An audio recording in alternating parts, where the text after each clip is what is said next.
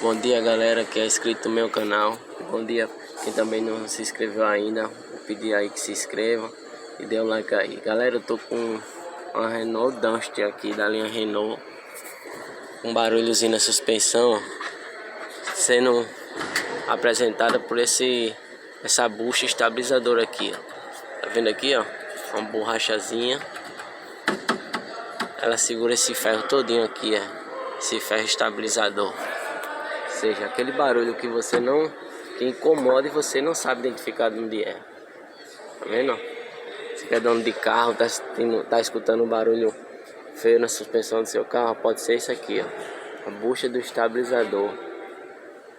Segura a beleta aqui, ó. De um lado. Tá vendo? Bom, galera, por hoje é só. Valeu.